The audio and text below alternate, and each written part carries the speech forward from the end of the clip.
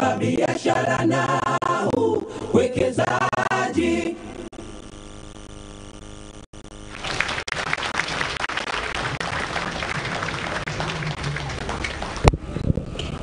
Ni maonesho ya 46 ya biashara ya kimataifa Dar es Salaam maarufu kama Sabasaba, ambapo yanakwenda kwa ujumbe wa tupige makofi mengi sana. Sehemu sahihi kwa biashara na uwekezaji. Ni ya kimataifa hii, na hata mmeona performance yao kwa kweli sio ya hapa. Tunashukuru sana. Ndugu wa Mkele Mene, Katibu Mkuu Secretariat ya Eneo Huru la Biashara barani Afrika, mgeni wetu rasmi huyu, naomba tumpigie makofi.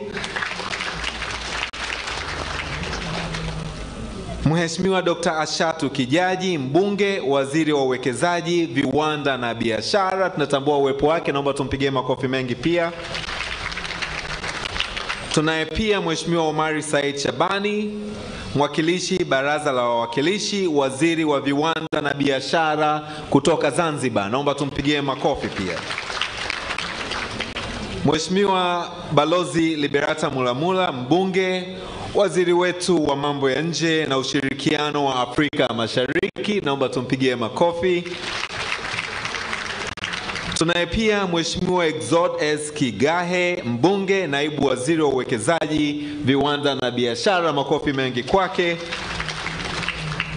Mheshimiwa Mwanaidi Ali Kasim, mbunge, naibu waziri wa maendeleo ya jamii, naomba tumpigie makofi mengi sana.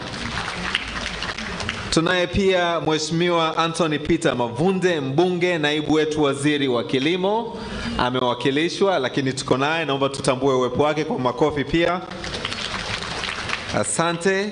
Mheshimiwa Abdalla Hamis Olega, mbunge, naibu waziri wa mifugo na uvuvi, naomba pia tutambue uwepo wake, yuko hapa lakini tumpigie makofi pia.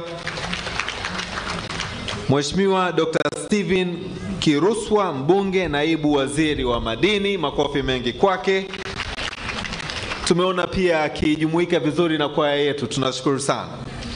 Tunaye pia Mheshimiwa Godfrey M. Kasekenya, mbunge, naibu waziri wa ujenzi, naomba tutambue uwepo wake kwa kumpigia makofi, tuko naye hapa. Mheshimiwa Atupele Mwakibete, mbunge, naibu waziri wa uchukuzi, naomba tutambue uwepo wake pia, yuko nasi hapa kwa makofi, naomba tumpigie makofi.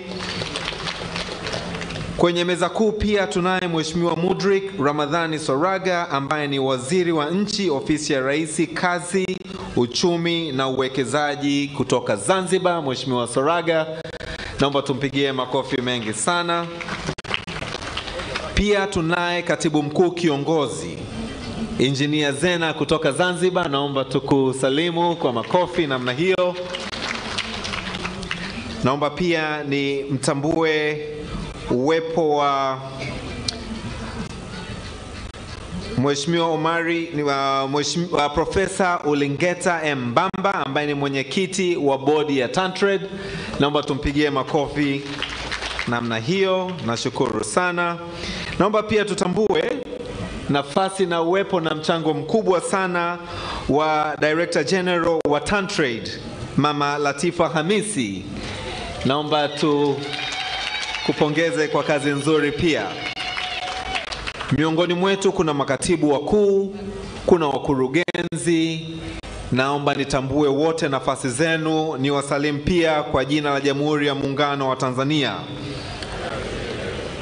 Tunayo heshima kubwa sana kumkaribisha mgeni wetu ndugu wa Mkele Mene, ambaye ni katibu mkuu Secretariat ya Eneo Huru la Biashara barani Afrika. Karibu sana Tanzania, lakini zaidi karibu sana katika maonyesho haya ya kimataifa ya biashara ya Sabasaba. Nimeambiwa pia miongoni mwetu, naomba nitambue uwepo wa naibu gavana wa Benki Kuu ya Tanzania, Bi Sauda Msemo, naomba usimame tukupigie makofi Bi Sauda. Asante sana. Tutaendelea kufahamiana na nitaendelea kutambua vivyo hivyo. Tunao pia miongoni mwetu mabalozi mbalimbali ambao wamefika hapa. Tunashukuru pia kwa uwepo wenu. Kama tunavyofahamu wote, kauli mbiu ya maonyesho ya Sabasaba mwaka huu ni kwamba Tanzania ni sehemu sahihi kwa biashara na uwekezaji. Na kipekee kabisa niweze kusema mawili matatu kuhusiana na maonyesho haya ya kipekee ya Sabasaba na kwa nini ni ya kipekee. Kwa mara ya kwanza tuna makampuni zaidi ya 3,200 ya Kitanzania yanayoshiriki maonyesho ya 46 ya Sabasaba. Naomba tupongeze hatua hii kubwa sana. Lakini pia tuna makampuni 180 ya kigeni ambayo pia yameshiriki mwaka huu. Naomba tuwapigie makofi pia. Takriban nchi zaidi ya 22 zinashiriki katika maonyesho ya Sabasaba. Naomba tuwapigie makofi pia. Na basi tunaona uwepo wa mabalozi ni kuashiria kabisa kwamba Tanzania ni sehemu sahihi kabisa kwa ajili ya biashara na uwekezaji. Nchi mojawapo ambayo ningependa kuitaja kipekee ni ni Egypt, ambayo inashiriki wakiwa na zaidi ya makampuni 60. Naomba Egypt tuwapigie makofi kabisa. Lakini pia nitambue uwepo wa nchi ya Algeria, ambayo jana usiku wakiongozwa na balozi wetu Major General Kingu waliingia hapa na wanashiriki. Amekuja na takriban makampuni 6 kushiriki. Sijui balozi kama yupo, tutambue uwepo wake, tumshangilie pia. Lakini naomba basi tutambue mchango wa balozi zetu huko nje, zinafanya kazi nzuri sana. Asante sana. Maonyesho ya Sabasaba yanaonyesha bidhaa na huduma mbalimbali, ikiwa ni kuonyesha fursa zaidi za uwekezaji, lakini pia biashara Tanzania na nje ya Tanzania. Kazi na jitihada nzuri zinafanywa na serikali katika kuhakikisha mazingira mazuri ya uwekezaji. Mafanikio haya basi naomba kipekee kabisa tuendelee kumpongeza mkurugenzi wetu wa TanTrade pamoja na timu yake kwa kuandaa maonyesho haya kwa umaridadi na umakini mzuri sana. Naomba tuwapigie tena makofi mkurugenzi pamoja na timu ya TanTrade. Lakini pia naomba nitambue board ya TanTrade, naomba tusimame kama tuko hapa. TanTrade, naomba tuwapigie makofi mengi sana board ya TanTrade. Nashukuru sana. Naomba pia nitambue uwepo wa kamati ya bunge inayohusika na masuala ya biashara na maendeleo ya viwanda. Naomba mwenyekiti wa kamati hii asimame pamoja na wanakamati kama wapo, tuweze kutambua pia mchango wenu kwa kazi nzuri sana. Naomba tuwapigie makofi mengi sana waheshimiwa, kwa kweli mnafanya kazi nzuri sana. Dar es Salaam imeendelea na Tanzania kwa ujumla kuwa sehemu nzuri ya kivutio kwa biashara. Tulikuwa tuwe na mkuu wetu wa mkoa, lakini naona amewakilishwa na Ras. Hivyo basi niweze kumkaribisha Ras ili aweze kuleta salamu za mkoa ili tuweze kuanza ratiba yetu kama hivyo. Naomba tumpigie makofi Ras anapokuja kuongea na sisi. Karibu sana.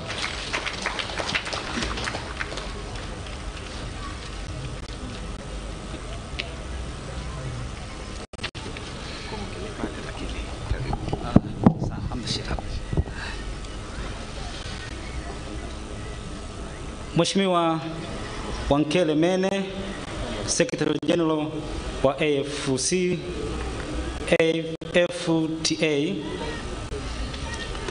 Mheshimiwa Dr. Shatu Kijaji, Waziri wa Viwanda, Biashara na Uwekezaji, Dr. Liberata Mulamula, Waziri wa Mambo ya Nje na Ushirikiano wa Afrika Mashariki,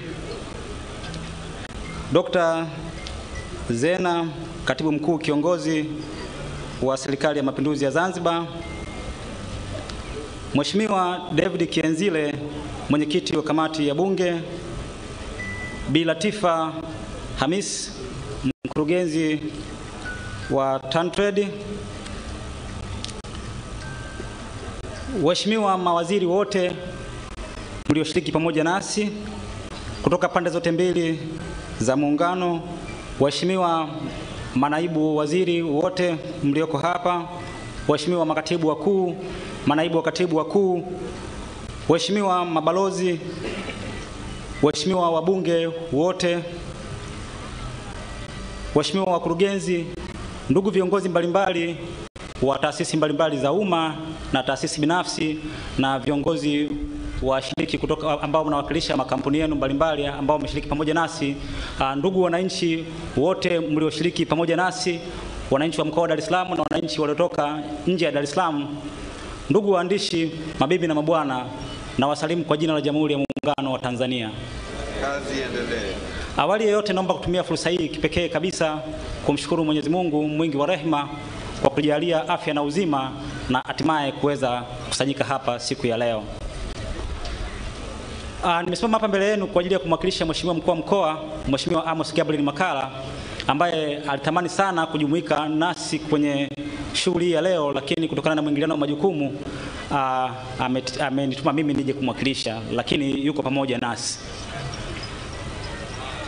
Nami basi naomba nitumie fursa hii kipekee kabisa kwanza kuwakaribisha washiriki wote waliotoka kwenye nchi mbalimbali ambao wamewakilisha nchi zao kwenye mashindano haya. Tunatambua uwepo au ushiriki wa nchi ya zaidi ya 22 ambazo zimeshiriki kwenye maonyesho haya. Tunawakaribisha sana, lakini pia tunatambua uwepo wa makampuni ya zaidi 180 ya kimataifa ambayo yameshiriki pamoja nasi, lakini pia tunatambua uwepo wa makampuni ya ndani zaidi ya 3200 ambayo yameshiriki pamoja nasi, pamoja na wananchi wa mkoa wa Dar es Salaam, lakini wananchi nje ya mkoa wa Dar es Salaam.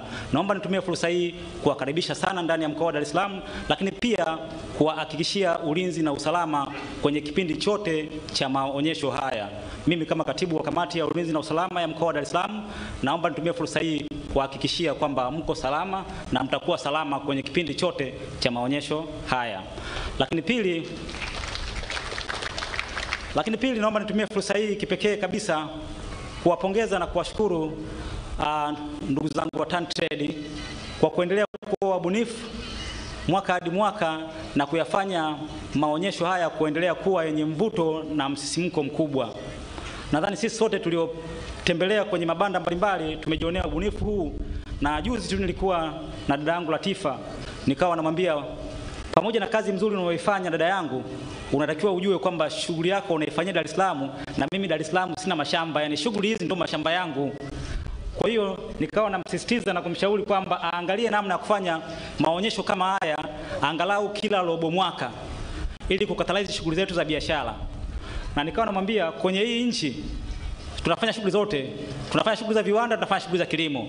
Dar es Salaam hata kama inazalisha vipi, kama iendi kuuza kule mikoani, manake bado viwanda havipo. Lakini kule mikoani hata kama wanazalisha vipi, kama wanachotarisha kijiji Dar es Salaam bado hawazalishi. Kwa hiyo mimi ni kiungo kikubwa sana kwenye huu mkoa wangu kwenye kuhakikisha kwamba uchumi wa nchi unapanda na unakuwa, lakini wafanyabiashara hawa, wajasiriamali hawa wanahitaji kutengenezewa mazingira sawia kwa muda wote wa mwaka na sio kwa kipindi kimoja kwa mwaka kama ilivyo. Lakini pia na yeye aliniahidi kwamba amelipokea na amelichukua, tuendelea kuchakata, na mimi niwaahidi kwamba tutategemea kuwa na maonyesho mbalimbali ndani ya mkoa wa Dar es Salaam ili kuhakikisha kwamba wafanyabiashara wetu wanapata platform kubwa ya kuhakikisha kwamba wanazitangaza bidhaa zao. Na kwa namna ambavyo tumetembelea na namna ambavyo tumejionea mpaka sasa hivi kwenye uzalishaji wetu wa bidhaa za ndani hatuna changamoto ya ubora. Changamoto yetu kubwa ni scale of production. Mtu anafanya kazi nzuri, anazalisha bidhaa nzuri, lakini ukimpa margin kubwa unaweza kukuta quality inashuka. Kwa hiyo hilo ndio eneo ambalo sasa hivi hata mkurugenzi na wataalamu wengine wanalifanyia kazi, na naamini tutafikia malengo tu kwenye eneo hilo. Baada ya pongezi na shukrani hizo, naomba tena nirejee tena kuwashukuruni na kuwakaribisheni sana sana kwenye mkoa wa Dar es Salaam. Karibuni sana kwenye maonyesho haya. Lakini jingine kubwa la ziada ni kwamba kama Dar es Salaam ni kitovu cha shughuli zote za kibiashara, za kiuchumi na shughuli zingine za kijamii.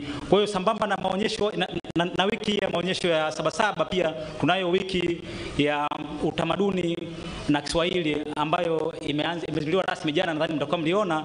Na leo pia mara baada ya uzinduzi huu kutakuwa na usiku wa taarabu kwenye fukwe za Coco Beach ambako pia tutakesha. Watanzania wenyewe ndio ndo hawa ambao ndo nyie, na Mheshimiwa Rais hana wananchi wengine mbadala zaidi ya wananchi nyie. Kwa hiyo na Mheshimiwa Rais sasa ametuagiza kwamba muda wote tutengeneze mazingira rafiki ya kuhakikisha kwamba Watanzania wanafurahia maisha ndani ya nchi yao. Asanteni sana.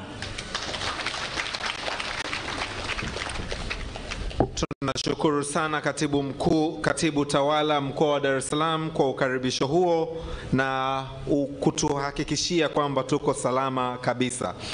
Naomba nitambue kwa heshima kubwa kabisa uwepo wa katibu mkuu Wizara ya Uwekezaji, Viwanda na Biashara, Profesa Godius Kiarara. Naomba tumsalimie kwa makofi. Asante sana. Lakini pamoja naye tupo naye hapa naibu katibu mkuu anayeshughulikia masuala ya uwekezaji kutoka Wizara ya Uwekezaji, Viwanda na Biashara, ndugu Ali Gugu. Naomba pia tutambue uwepo wake. Pamoja nao kutoka mkoa wa Geita tumebarikiwa sana, tunaye mkuu wa mkoa wa Geita. Naomba usimame ulipo tukusalimie. Asante sana. Mkuu wetu wa mkoa wa Geita pia amekuja na mkuu wake wa wilaya. Naomba pia asimame tutambue uwepo wake. Tunashukuru sana. Mgeni rasmi, meza kuu, mabibi na mabwana, kama tunavyofahamu shughuli kama hizi zinashikwa mkono, na tuna furaha leo kuwatambua wadhamini wa siku hii ya leo, siku ya ufunguzi, ambao wadhamini wakuu ni benki ya Azania. Naomba tuwapigie makofi mengi sana. Kabla sijamkaribisha mkurugenzi mkuu wa Azania kuja kusema machache, naomba pia niendelee kutambua mchango kutoka kampuni ya MIC Tanzania Limited. Hawa ni wamiliki wa kampuni za simu ya Tigo. Tunawashukuru, naomba tuwapigie makofi. Lakini pia wadhamini wengine ni Jan International Limited, naomba tuwapigie pia makofi. Tanzania Communication Regulatory Authority TCRA, naomba tuwapigie makofi. King Lion Investment Company Limited, tunashukuru kwa udhamini wenu, naomba tuwapigie makofi. Vodacom Tanzania Limited, naomba pia tuwapigie makofi. Asanteni kwa udhamini. Movit Product Limited, asanteni sana. Multi Choice Tanzania, Tanzania Insurance Regulatory Authority TIRA, Yeher Machinery, National Health Insurance Fund NHIF, Posta Tanzania, GIZ Tanzania, Zanzibar Insurance Corporation, Tujijenge Tanzania Financial Services, Workers Compensation Fund, Tanzania Gaming Board, National Insurance Corporation, Group 6, NSSF, PSSF pamoja na PBZ. Naomba tuwapigie makofi kwa ujumla wao. Na wakati huo basi nimkaribishe Bi Esther Manyenya, mkurugenzi mkuu wa benki ya Azania, kuja kusema machache. Bi Esther, karibu sana.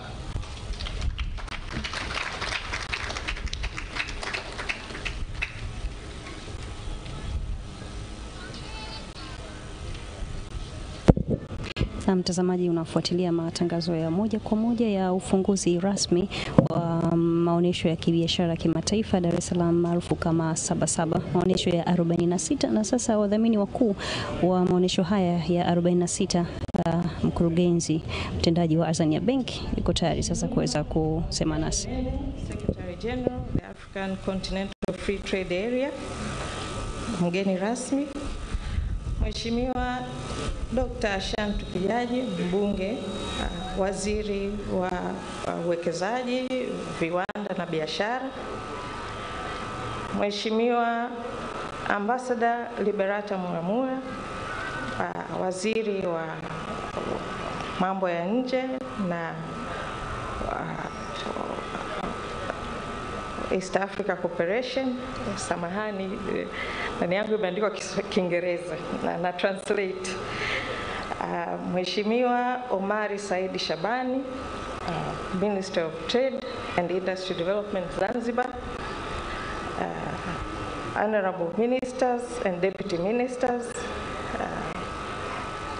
Mheshimiwa Engineer Zena Ahmed Said, Permanent Secretary Zanzibar, Chief Secretary Zanzibar, waheshimiwa Permanent Secretaries, Mheshimiwa Ras, Ms. Latifa Mohamed, Director General TanTrade, distinguished guests, ladies and gentlemen, a very good afternoon to you. Naomba niendelee kwa Kiingereza kwa sababu nilikuwa nimeandika kwa Kiingereza. Azania Bank is honored to be part of this Dar es Salaam International Trade Fair and welcomes you to this year, shortly known as DITF, under the theme Tanzania, your best destination for business investment. Honorable guest of honor, Azania Bank is owned 99% by the Social Security schemes, together with a group of minority shareholders and EADB. Our main shareholder, my bosses are here, PSSF, NSSF, NHIF, WCF, and EADB.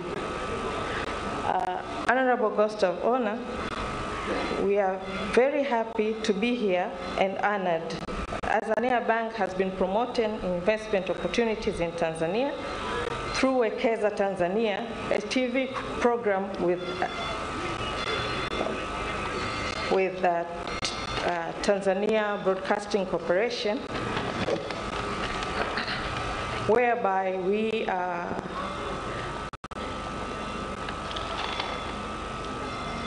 in line with the sixth government of Her Excellency, the President of the United Republic of Tanzania, Mama Samia Suluhu Hassan, to promote investment in Tanzania. Azania has been a forefront in facilitating trade in strategic areas. We are financing AMCOs, which are trade unions. For the past 5 years, we have issued more than 10 billion loans to support more than 250 farmers in various value chains. In supporting the government effort to reduce deforestation, Azania Bank has been able to purchase 2 ships for the importation of LPG gases with a capacity of 27 metric tons. That is more than the monthly demand of 12,000 metric tons. The excess is now being exported to other East African countries and Central Africa, so we are exporting gas from Tanzania. Azania has been able to issue mortgage loans at single digit. We collaborated with NHC and the government of Tanzania, whereby it was able to reduce the rates from the rates that are normally given in the market. So with more collaboration, we expect, as per the wishes of Her Excellency, the President of the United Republic of Tanzania, Mama Samia Suluhu, so that we have more affordable financing. Azania has also been supporting small-scale industries through Viwanda scheme in collaboration with NSSF, CEDO, VETA, and National Economic Council. And a good number of players in the industry have been supported, whereby we have issued a total of 5 billion loans for various industries. Honorable guest of honor, through the past years, Azania journey has been to support businesses and investment. However, in the interest of time, I would like to shorten my my speech here, that we would like to collaborate with you in developing, creating a single market for goods and services in order to deepen the economic integration in Africa. We can join to facilitate Pan-African payments and settlement system for traders, hence addressing the challenge of foreign currencies among the business counterparties. Finally, I would like to thank TanTrade for giving us this opportunity and also would like to welcome you to Tanzania and would like to welcome you to Azania, your best destination for business and investment. Karibu sana. Asante sana na tunashukuru sana benki ya Azania kwa udhamini wenu mkubwa sana katika maonyesho haya 2022. Mheshimiwa mgeni rasmi, waheshimiwa mawaziri, meza kuu, wageni waalikwa, mabibi na mabwana, tunaendelea kuona, na mkurugenzi hapa amesema sasa hivi kuna ubunifu mkubwa, lakini pia Rasa alisema ambao unaendelea kufanywa na Trade chini ya uongozi mahiri sana wa Bi Latifa Hamis pamoja na timu yake. Wamebuni mpango wa watoto ni urithi wetu, wenye kulenga kuandaa watoto vijana na pia kuwarithisha haya ambayo tunayajadili, ili wanapokuja kukua na kufika katika nafasi hizi wasije kuwa wageni katika mambo haya. Naomba nitambue uwepo wa watoto wetu ambao wametoka Tanzania nzima ikiwemo Zanzibar. Naomba watoto huko mlipo msimame ili tuweze kuwapigia makofi. Naomba tuwapigie makofi mengi sana. Asanteni sana. Tuketi. Naomba sasa kwa heshima kuu nimkaribishe kwenye podium pale Mheshimiwa David Kihenzile, mbunge ambaye ni mwenyekiti wa kamati ya bunge, viwanda, biashara na mazingira, aweze kutupa salamu zake. Karibu Mheshimiwa David. Naomba tumpigie makofi.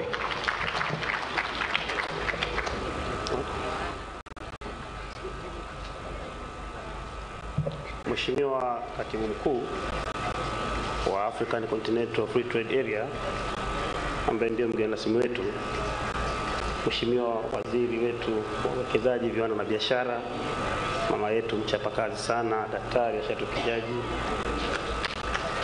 Mheshimiwa waziri wetu wa mambo ya nje, Balozi Liberata Mulamula, Mheshimiwa CS katibu mkuu wetu kiongozi kutoka Zanzibar, Engineer Zena, lakini bila kumsahau mwenyeji wetu katibu tawala wa mkoa ambaye pia anamwakilisha mkuu wetu wa mkoa, waheshimiwa viongozi wote, manaibu wa waziri, Mheshimiwa Kigae, Mheshimiwa Kiruswa, lakini Mheshimiwa waziri wetu wa Zanzibar, rafiki yangu Omari, Mheshimiwa naibu waziri, pamoja na viongozi wote. Mimi jukumu langu ni moja tu na ni fupi, kutoa salamu za kamati. Lakini naomba kabla sijatoa salamu za kamati, nimpokee salamu za kiongozi wetu mkuu wa mhimili, Mheshimiwa Spika wa Bunge la Jamhuri ya Muungano wa Tanzania, Daktari Tulia Ackson. Anawasalimuni sana nyote mlioko hapa na anawapongezeni kwa maandalizi mazuri ya tukio la leo. Lakini pili, fanya kazi ya pili ya kutambulisha kamati. Pamoja na kwamba imetambulishwa, mimi kama kiongozi nina wajibu wa kuwatambulisha. Tunaye Mheshimiwa Eric James Shigongo, makamu mwenyekiti wa kamati yetu, asimame. Pia tunao wajumbe wa kamati.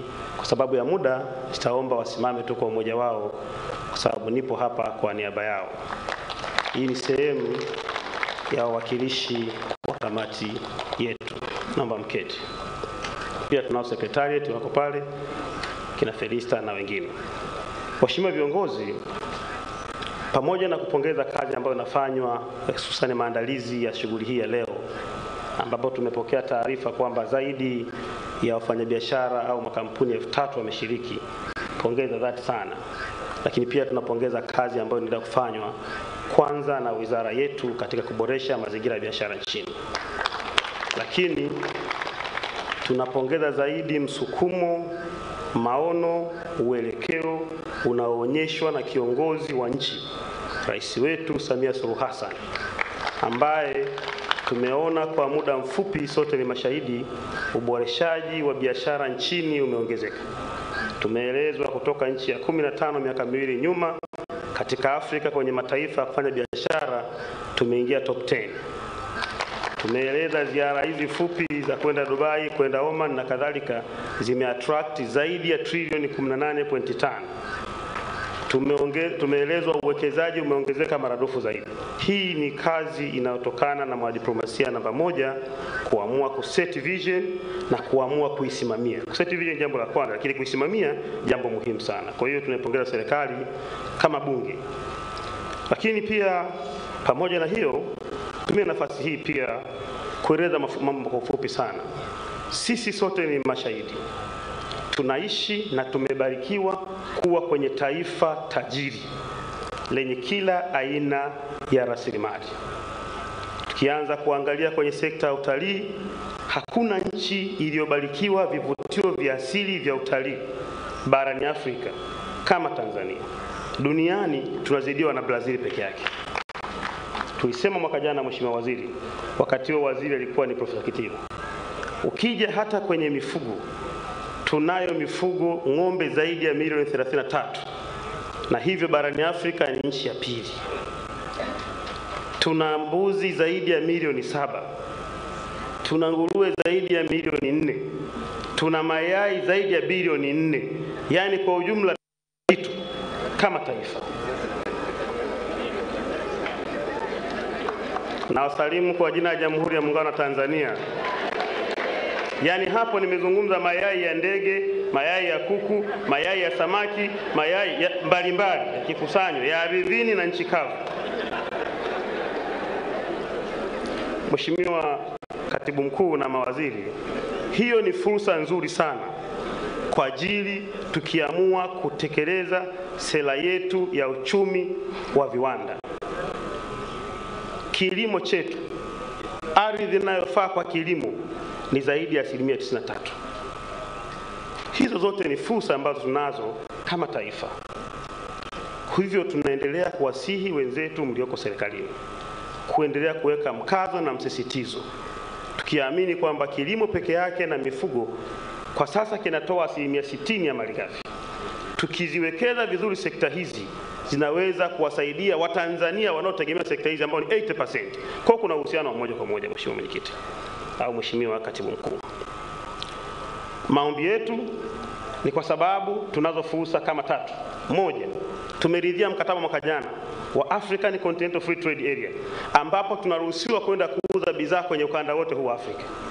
Tunalo soko la SADC, tunalo soko la Afrika Mashariki na Kongo imejiunga kwetu. Zote hizi ni fursa kwetu kama Tanzania. Sasa sikueleza kwenye madini, sikueleza kwenye maeneo mengine. Kwa hiyo maombi yetu ni mambo mengi. Moja, kasi ya utekelezaji wa blueprint iongezeke zaidi ili kero mbalimbali za wafanyabiashara ziweze kutafutiwa ufumbuzi. Watu wa nje wanaipenda Tanzania, wafanyabiashara wetu wanapenda kuwekeza hapa, na tunaridhika na kasi iliyopo, lakini iongezeke zaidi ili influx ya watu iongezeke zaidi katika kuwekeza kwenye nchi yetu. Pili, kutazama sera zetu mbalimbali ambazo zipitwa na wakati. Sisi kama wabunge ambao ni wawakilishi wa wananchi, tunaamini tukifanyiwa kazi sera mbalimbali zilizopitwa na wakati inaweza kuwasaidia watu kuongeza kasi zaidi kwa ajili ya utekelezaji. Tatu, wimbo wetu mkubwa wa miaka yote, tunatamani kuona na kushuhudia mradi wa Liganga na Mchuchuma ukianza kutekelezwa. Kama unavyofahamu Mheshimiwa Waziri na kiongozi wetu mtendaji mkuu, Liganga na Mchuchuma viko katika mkoa wa Njombe. Hapa kuna makaa ya mawe deposit ya tani zaidi ya milioni 428. 60 kilomita mbele kuna mlima mkubwa wa chuma. Ndani yake una vanadium, una titanium, una chuma, una kila kitu mle ndani. Haya makaa ya mawe yakiyeyushwa vizuri yanaweza kuzalisha megawati 600 na 250 itaingia kwenye gridi ya taifa, 350 inaingia kwenye kuyeyusha chuma. Na moja ya bidhaa ambayo imekosti hela nyingi za Watanzania ni kununua chuma, kuagiza kutoka nje. Tunaiomba, tunashauri serikali, sisi kama kamati na sehemu ya wabunge, hili jambo lianze kutazamwa kwa kasi zaidi liweze kutekelezwa. Lakini pia ushauri mwingine wa kawaida kama kuboresha bandari yetu ili watu waweze kuvutiwa kuleta bidhaa zao zaidi kupitia kwenye bandari yetu ya Tanzania. Mwisho lakini namba 5, sisi kama moja ya wasemaji wafanyabiashara tumesikia kauli ya kiongozi wetu, tunajua dhamira ya kiongozi wetu, tunatambua maono ya kiongozi wetu. Aliwahi kusema akiwa Kagera, madeni ya nyuma Mlikuwa wapi wakati wanalimbikiza? Acheni, anzeni hapa kwenda mbele. Tunatamani kuona wanaohusika wakiweka sera, wakiweka mikakati ya kuanza kutekeleza agizo hilo lililotolewa na kiongozi wetu kwa ajili ya kuendelea kuwabuguzi wafanyabiashara wanaodaiwa miaka 20 nyuma, miaka 15 nyuma, kwa sababu tunaamini kwa kufanya hivyo inaweza kuwatoa hata mambo ya rushwa. Baada ya maelezo hayo, niwashukuru sana kwa fursa hii. Asanteni sana na Mungu awabariki.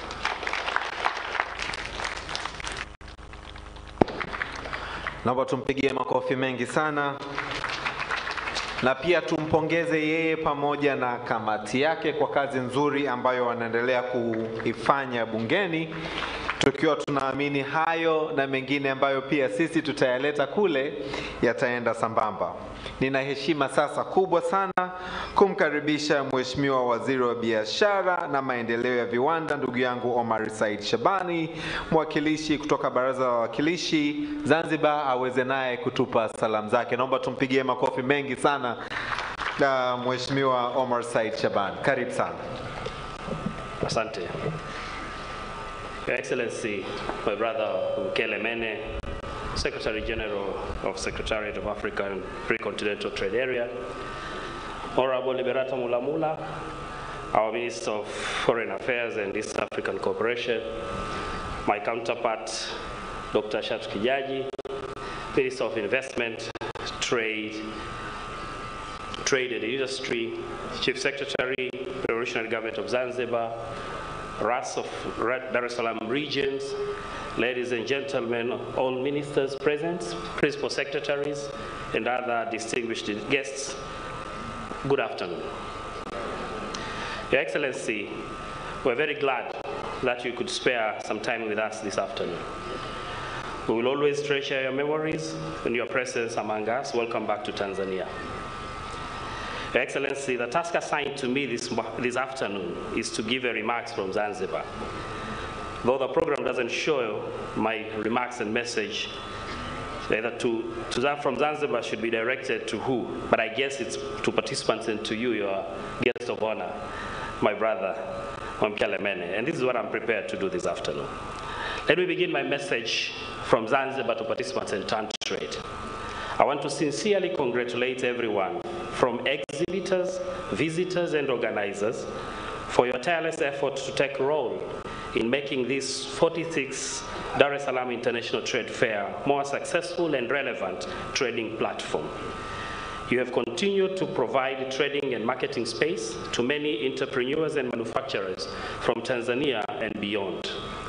As the Revolutionary Government of Zanzibar, through Ministry of Trade and Industrial Development, is undertaking a project to build the trade fair grounds similar or better than this Kurasini Sabasaba grounds in Fumba area at the outskirts of Stone Town.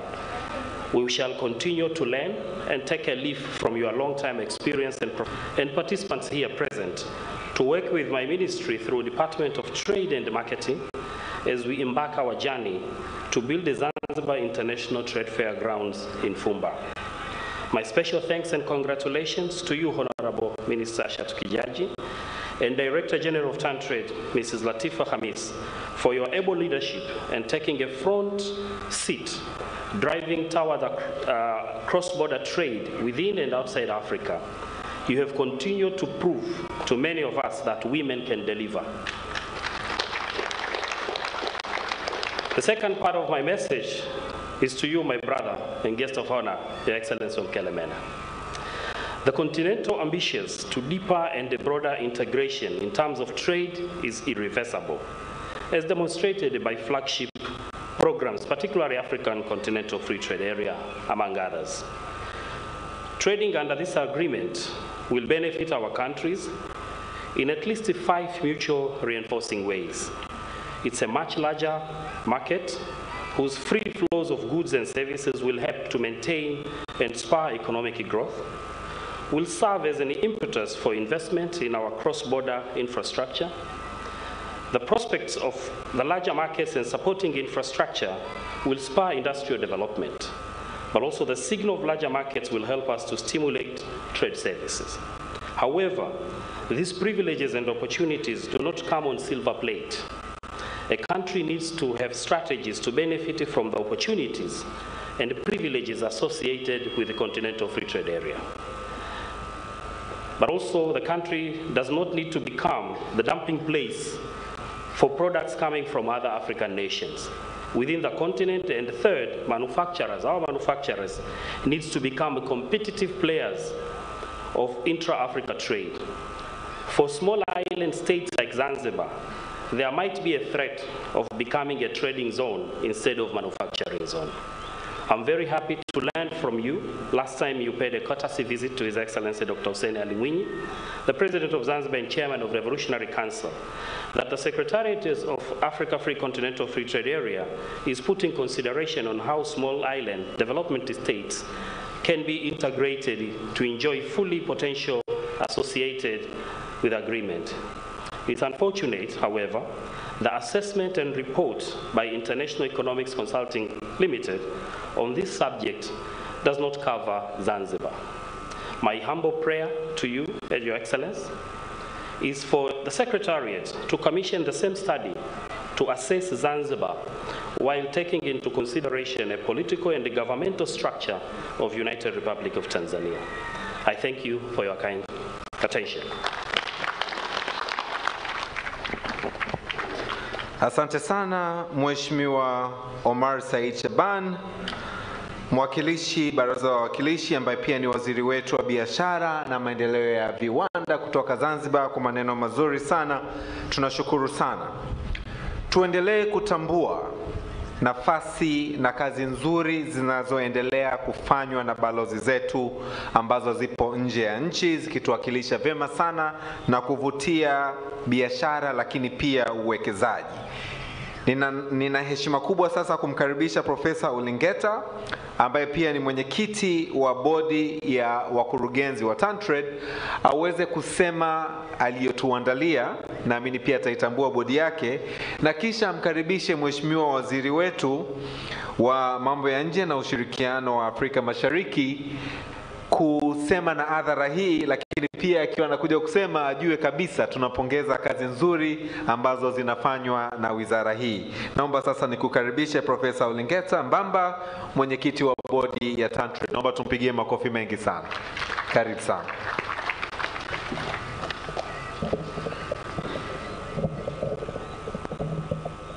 Mheshimiwa Wamkele, katibu mkuu sekretari ya soko huru la Afrika na mgeni rasmi, Mheshimiwa Dr. Ashatu Kijaji, mbunge na waziri wa uwekezaji, viwanda na biashara, Mheshimiwa Omar Said Shaban, mjumbe wa baraza na waziri wa biashara na maendeleo ya viwanda, serikali ya mapinduzi Zanzibar, Mheshimiwa Balozi Liberata Mula, mbunge, waziri wa mambo ya nje na ushirikiano wa kimataifa, waheshimiwa mawaziri wote mliopo hapa katika siku ya leo, Mheshimiwa Exaud Oneka Kigahe, mbunge, naibu waziri wa uwekezaji, viwanda na biashara, na pia natambua waheshimiwa manaibu wa waziri wote mliopo hapa, Mheshimiwa David Kianzile, mbunge na mwenyekiti wa kamati ya bunge, viwanda, biashara na mazingira. Napenda pia kutambua wajumbe wote wa kamati, Dr. Zena Saidi, katibu mkuu kiongozi serikali ya mapinduzi Zanzibar, mwakilishi wa mkuu wa mkoa wa Dar es Salaam RAS, na pia napenda kutambua uwepo wa wakuu wa mikoa wote waliopo hapa. Napenda kutambua wakuu wa wilaya wote waliopo hapa, Profesa Godke, katibu mkuu wizara ya uwekezaji, viwanda na biashara. Napenda pia kutambua makatibu wakuu wote na manaibu katibu wakuu wote waliopo hapa katika siku ya leo, waheshimiwa mabalozi na wakuu wa mashirika ya kimataifa, Bilatifa Mohamed Hamis, mkurugenzi mkuu wa TanTrade, Angelina Ngalula kama yupo, mwenyekiti mwakilishi wa sekta binafsi Tanzania, Biashara Mangenya, mkurugenzi mtendaji benki ya Tanzania na mdhamini mkuu wa Maonesho 26 wa biashara ya kimataifa Dar es Salaam. Niliambiwa pia BPS Deputy Permanent Secretary from Kenya yupo around, kama yupo tunatambua uwepo wake. Viongozi wa vyama vya siasa na dini mliopo hapa, viongozi wa mashirika ya umma na binafsi, napenda kutambua management ya wizara na TanTrade.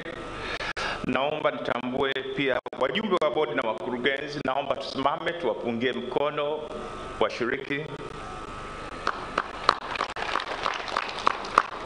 Ndugu washiriki wa maonesho, wageni waalikwa, wanahabari, mabibi na mabwana, ninawasalimu kwa jina la Jamhuri ya Muungano wa Tanzania.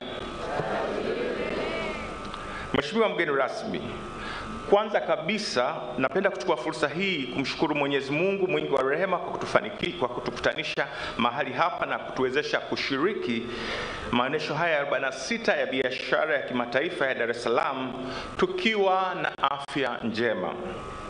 Pili, napenda kwa niaba ya bodi, management na wafanyakazi wa TanTrade, ninayo heshima kubwa kukushukuru wewe mgeni rasmi kwa kutenga muda wako adhimu na kukubali kushiriki nasi katika hafla hii ya ufunguzi wa maonesho 46 ya biashara ya kimataifa Dar es Salaam. Asante sana. Mheshimiwa mgeni rasmi, napenda kuchukua nafasi hii kumshukuru Mheshimiwa Dr. Shatukijaji, mbunge, waziri wa uwekezaji, viwanda na biashara, pamoja na management ya wizara kwa namna ambavyo wameshiriki na kufuatilia kwa ukaribu kila hatua ya maandalizi ya maonesho haya. Namshukuru pia Mheshimiwa Balozi Liberata Mulamula, waziri wa mambo ya nje na ushirikiano wa Afrika Mashariki, pamoja na balozi wa Tanzania nje ya nchi kwa kukubali kushirikiana nasi katika maandalizi ya maonesho haya na katika kuratibu misafara ya wanunuzi wa kimataifa kutoka nchi 7 ambayo ni Jamhuri ya Demokrasia ya Kongo, Rwanda, Burundi, Vietnam, Indonesia, Misri na Pakistan. Wanunuzi wapatao 70 kutoka nchi hizo watapata nafasi ya kukutana na wafanyabiashara wazalishaji wa biashara za Kitanzania ambazo ni pamoja na vifaa vya ujenzi, dagaa, matunda, mwami, korosho, kahawa, chai, tumbaku, nafaka, mbaazi na pamba ili kuingia katika makubaliano ya biashara na uwekezaji. Mkutano baina ya wafanyabiashara hao utafanyika tarehe 5 Julai 2022 hapa Dar es Salaam. Hivyo nitumie nafasi hii kuwakaribisha wafanyabiashara wa Tanzania kutumia fursa hii kikamilifu. Mheshimiwa mgeni rasmi, kwa namna ya kipekee kabisa nimshukuru Dr. Edwin Mhede, afisa mtendaji mkuu wa wakala wa mabasi yaendayo haraka, pamoja na watendaji wote wa DART kwa kukubali kuanzisha huduma ya mabasi yaendayo kwa haraka mwendo kasi katika kipindi hiki cha maonyesho kuanzia tarehe 28 Juni hadi 13 Julai 2022. Kupitia huduma hii watembeleaji wa maonesho haya wanasafirishwa na mabasi ya mwendo kasi kutoka Gerezani na Mbagala rangi 3 kuja Sabasaba na kisha kuwarudisha. Utaratibu huu umeleta urahisi mkubwa wa usafiri kwa watembeleaji wa maonyesho.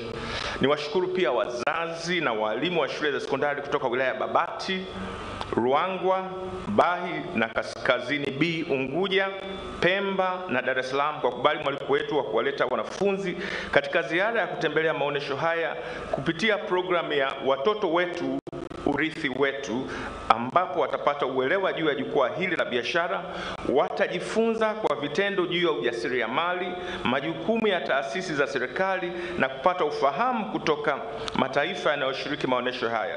Programu hii imeanza kufanyika tarehe 2 na itahitimishwa tarehe 5 Julai. Kipekee kabisa nitoe shukrani zangu za dhati kwa wadhamini wakuu wa maonyesho haya, Azania Bank pamoja na MIC Tanzania Tigo. Asanteni kwa kusimama pamoja nasi na kuhakikisha shughuli hii zinafanyika kwa ufanisi. Niwashukuru Wasafi FM kwa kukubali kushirikiana nasi na kuhakikisha taarifa ya maonyesho haya zinawafikia Watanzania sehemu mbalimbali nchini. Vile vile nichukue nafasi hii kuwashukuru wadhamini wengine wote waliojitoa kwa hali na mali kufanikisha uratibu wa maonyesho haya, wakiwemo Group 6 Nation National Insurance Corporation, Wasafi FM, Jan International, Tanzania Communication Regulatory Authority, King Lion Investments Company Limited, Vodacom Tanzania, Mfuko wa Taifa wa Bima NHIF, Multi Choice Tanzania, Shirika la Bima la Zanzibar, Benki ya Watu wa Zanzibar, Year Machinery, Move It Products Limited, Tanzania Insurance Regulatory Authority, Mokuba Enterprises Limited, Shirika Utangazaji Tanzania, Channel 10, Tanzania Standard Newspapers, Sahara Media, Global Publishers na Upendo Media. Bodi ya wakurugenzi wa TanTrade na wafanyakazi wa TanTrade, tunauthamini sana mchango wenu na tunawashukuru sana kwa utayari wenu na kuwaomba msichoke kushirikiana nasi katika matukio mbalimbali ya kukuza sekta ya biashara nchini. Asanteni sana. Mwisho lakini sio kwa umuhimu, ni washukuru washiriki wote kutoka sekta binafsi na umma pamoja na watembeleaji wa maonyesho haya, kwa sababu bila wao maonyesho haya yasingefana. Natoa wito kwa Watanzania wote kutembelea maonyesho haya. Karibuni sana. Mheshimiwa mgeni rasmi, maonyesho haya yalianza tarehe 28 Juni na yanatarajiwa kumalizika tarehe 13 Julai 2022, yakiwa na kauli mbiu Tanzania mahali sahihi pa biashara na uwekezaji. Kauli mbiu hii inalenga kutambua umuhimu wa mchango wa sekta ya uwekezaji na biashara katika kukuza diplomasia ya uchumi baina ya Tanzania na nchi nyingine. Mheshimiwa mgeni rasmi, kwa kuwa maonyesho haya yanatimiza miaka 46 mwaka huu, ninaomba kueleza historia yake kwa kifupi. Chimbuko la maonyesho haya ni maonesho ya kitaifa ya kilimo, yaani National Agricultural Trade Fair, yaliyofanyika mwaka 1962. Maonesho haya yaliendelea kukua na kuvutia washiriki wengi zaidi, wakiwemo wafanyabiashara wakubwa nchini. Mwaka 1963 maonesho ya kitaifa ya kilimo yalibadilishwa jina na kuitwa Maonesho ya Biashara, ambayo yalikuwa yanaratibiwa na iliyokuwa Wizara ya Biashara na Ushirika, na kufunguliwa rasmi na baba wa taifa, Rais wa kwanza wa Tanzania, Mwalimu Julius Kambarage Nyerere. Ilipofika mwaka 1977, maonesho haya yalibadilishwa jina na kupandishwa hadhi kutoka maonesho ya kitaifa na kuwa maonyesho ya biashara ya kimataifa ya Dar es Salaam. Maonesho ya biashara ya kimataifa yaliendelea kuandaliwa na wizara hadi ilipofika mwaka 1980, ambapo uandaaji wa maonyesho haya ulikasimiwa kwa halmashauri ya biashara ya nje, yani Board of External Trade, ambayo sasa ni TanTrade. Shabaha kuu ya maonyesho haya ilikuwa ni kutangaza bidhaa na huduma za kibiashara na kuwakutanisha wafanyabiashara wa ndani na nje kwa gharama nafuu. Halmashauri ya biashara ya nje iliendelea kufanya maboresho mbalimbali katika utaratibu na usimamizi wa maonyesho hayo, na ilipofika mwaka 1996 maonyesho haya yalitambuliwa rasmi na taasisi inayosimamia ubora wa maonyesho makubwa duniani, Universal Trade Fair International, kwa kifupi UFI. TanTrade ni mwanachama wa taasisi hiyo tangu mwaka 1977 na imeendelea kupata hati safi ya uratibu wa maonyesho kutoka UFI. Mheshimiwa mgeni rasmi, pamoja na jukumu la kusimamia sekta ya maonyesho nchini, TanTrade ambayo ni taasisi ya muungano inatekeleza majukumu mengine ya kukuza na kuendeleza biashara, kusimamia mifumo ya biashara, kuimarisha intelijensia ya masoko, kutoa taarifa za biashara na masoko, kuimarisha biashara mipakani na kujenga uwezo wa sekta ndogo ya biashara. Kwa upande wa Zanzibar, TanTrade inashirikiana na Serikali ya Mapinduzi Zanzibar katika kuendeleza na kukuza biashara ya nje.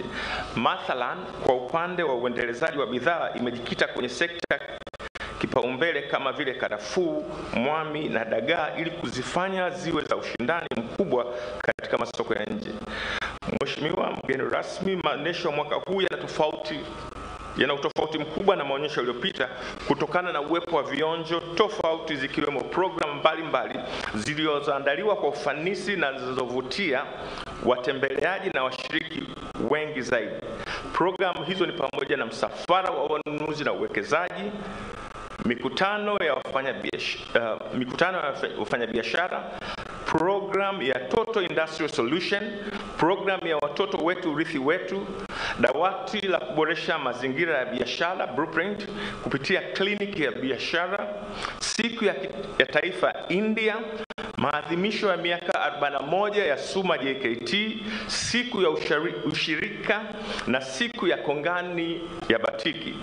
Programu hizi zinawapa fursa wadau kunadi bidhaa zao na kujifunza kupitia wadau mbalimbali ndani na nje ya nchi.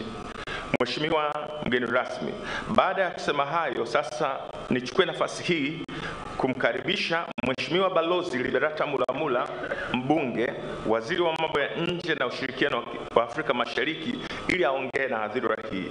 Karibu sana Mheshimiwa Waziri.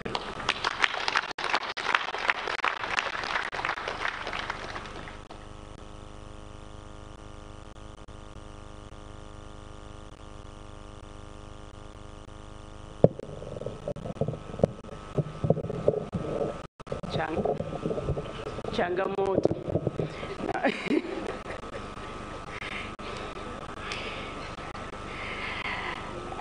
Mheshimiwa Wamkele Mena, our Secretary General for the African Continental Free Trade Area and the accompanying delegation, including one of our very own, Mr. Ali Manul Abdi, namba usimame wakuone.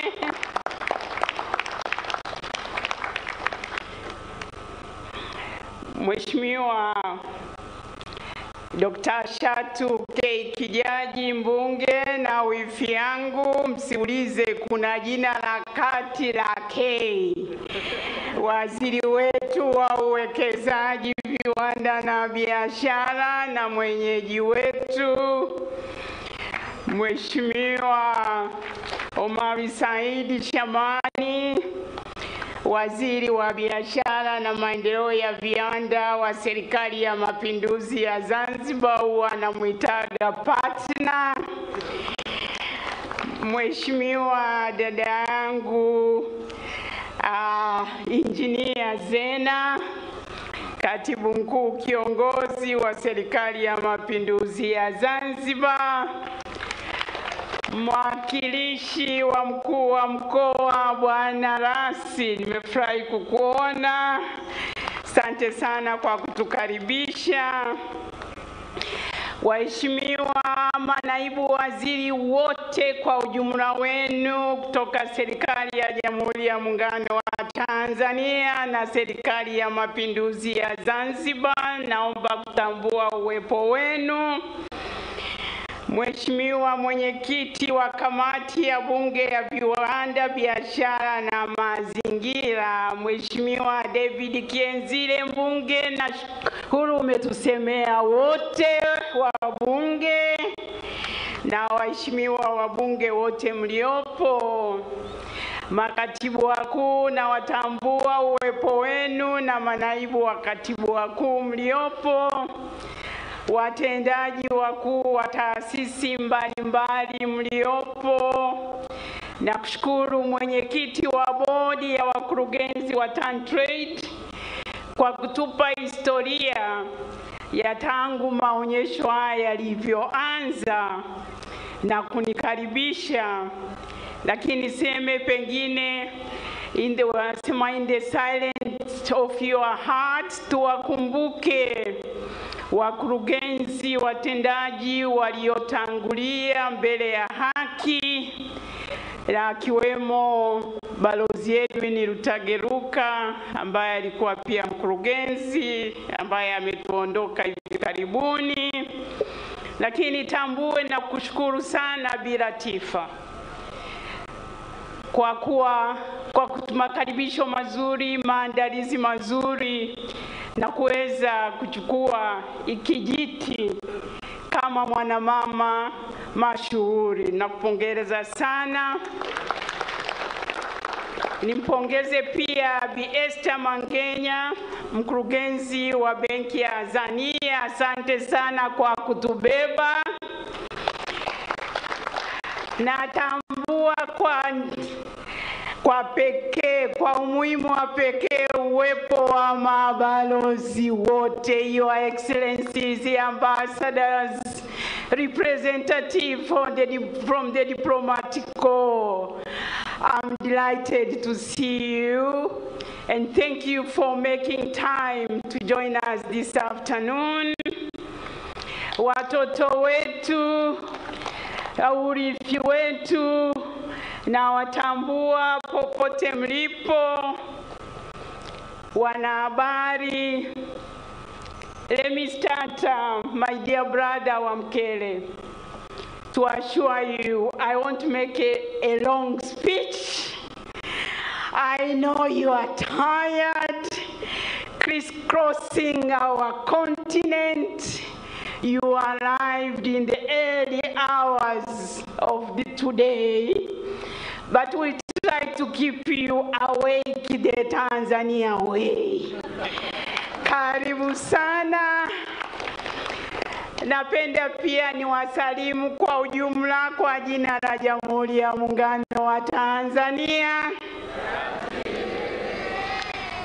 Awali ya yote napenda sana kumshukuru Mheshimiwa Waziri Dr. Shatu kwa mwaliko huu adimu.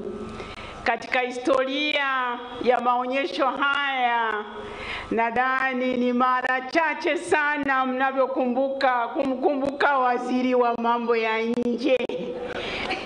Manake kila mtu anasema huyu mambo yake ya nje, lakini mambo yetu yanaanzia humu ndani. Tukiwa imara na siasa, sera yetu ya mambo ya nje inakuwa imara. Nafarijika kuona kwamba matokeo ya ziara ya Mheshimiwa Rais Samia Suluhu Hassan yamezaa matunda. Tuna kampuni zaidi nimesikia 60 kutoka Egypt, na mnakumbuka kwamba Mheshimiwa Rais alitembelea Egypt na kuweza kuhamasisha biashara na uwekezaji. Lakini pia nikiangalia uwanja huu, Mheshimiwa Waziri, inanikumbusha tulivyokuwa vijana, tulikuwa tunakuja huku uwanjani kama outing. Na wakati ule kulikuwa na madisco mpaka kuna kucha. Kwa hiyo mwenyekiti ametupeleka mbali kutukumbusha enzi hizo. Lakini wenye umri wangu watakumbuka pia kwamba tulikuwa tunakuja uwanjani, tunaondoka na masufuria, mabeseni. Huku ndio ilikuwa sehemu ya shopping. Kwa hiyo mimi kuwa hapa kunaniletea kumbukizi za nyuma sana ya uwanja huu. Lakini nashukuru kwamba katika kipindi cha miaka iliyopita mmekuwa mnafanya ubunifu mwaka hadi mwaka. Tunafarijika sana na maonyesho haya. Lakini to my dear brother Wamkele, I think you should move the Secretariat of the African Free Trade Area in Tanzania.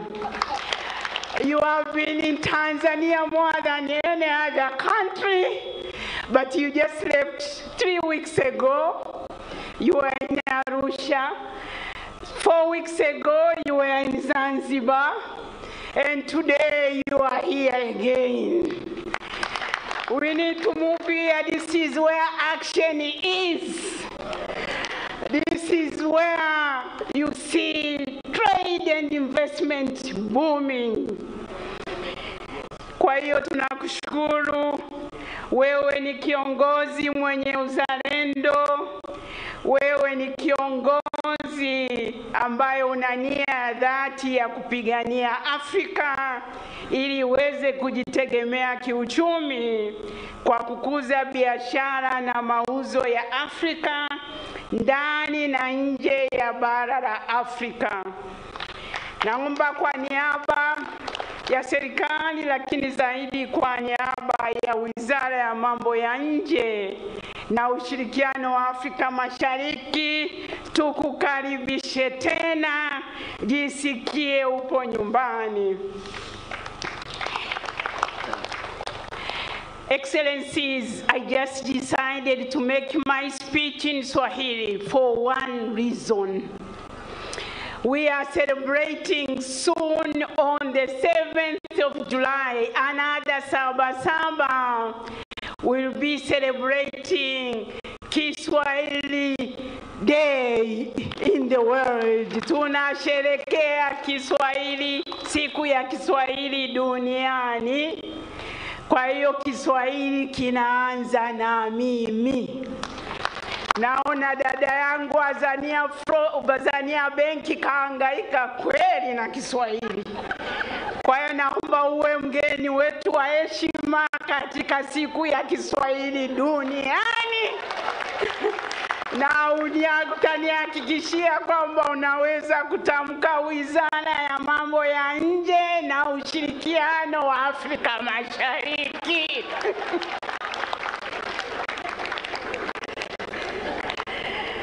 Mheshimiwa, before I end my remarks, I promise going to be short. Niwashukuru sana kwa kutupa fursa hii ya kuweza kujumuika na nini siku ya leo. Nimshukuru waziri na timu yako nzima, niwashukuru TanTrade kwa maandalizi mazuri, lakini kumleta kaka yetu wa Mkelemene, tunajisikia kama Wizara ya Mambo ya Nje, nashukuru mmetambua mchango wa mabalozi zetu, balozi wetu wako hapa. Nimesikia kuna balozi wetu wamekuja na ujumbe kutoka Algeria, lakini balozi zetu 45 na konseli kuu 5 zinafuatilia na zimejipanga kuhakikisha kuwa tunaendelea kutafuta fursa ya masoko ya bidhaa na huduma zetu na kuendelea kuvutia wawekezaji na wafanyabiashara. Mheshimiwa Waziri wa Uwekezaji, Viwanda na Biashara, naomba kukuhakikishia kwamba tuko pamoja, kazi inaendelea. Asanteni sana.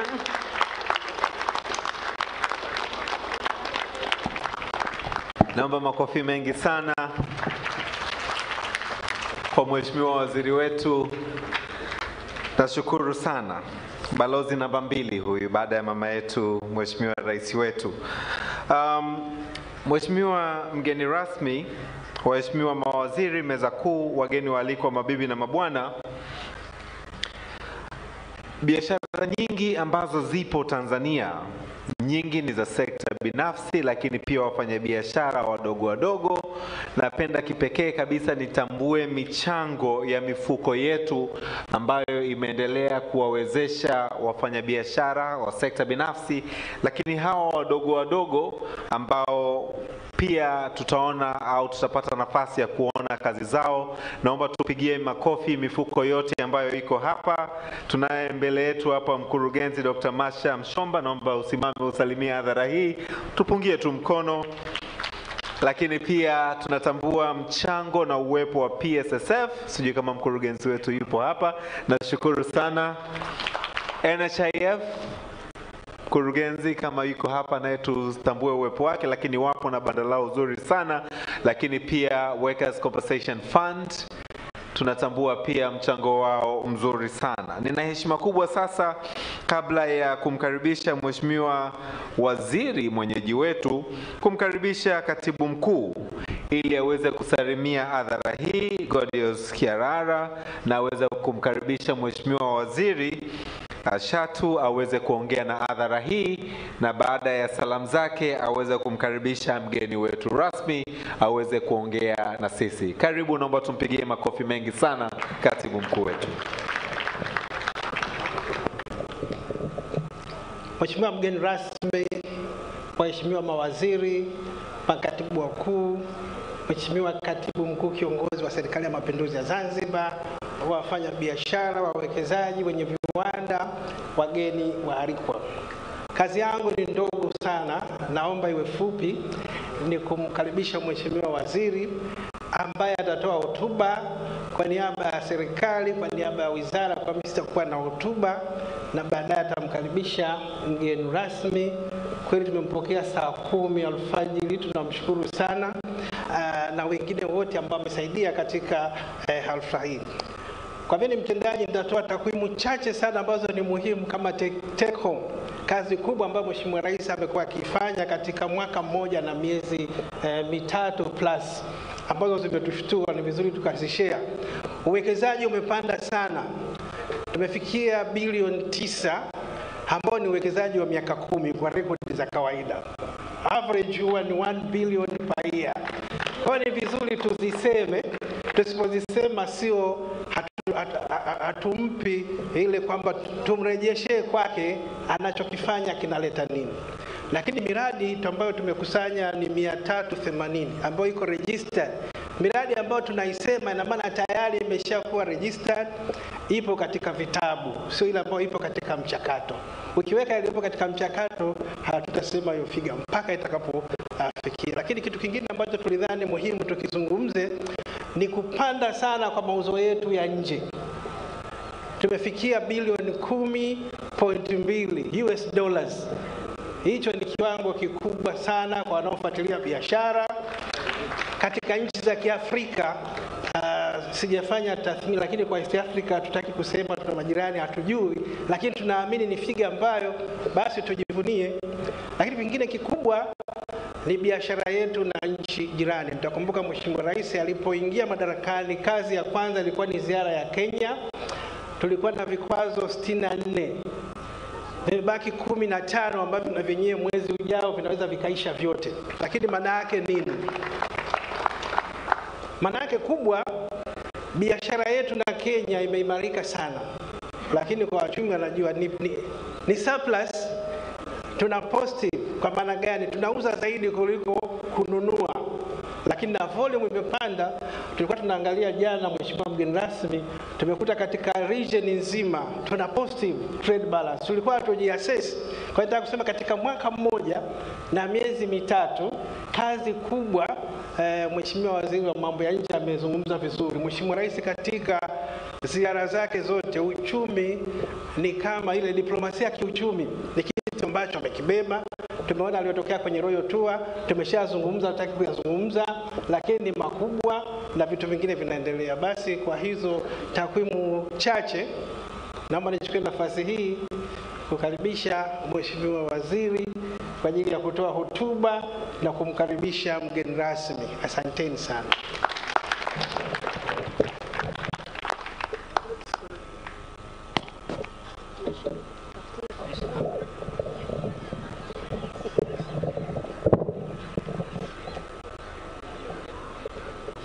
Si mnaniona lakini?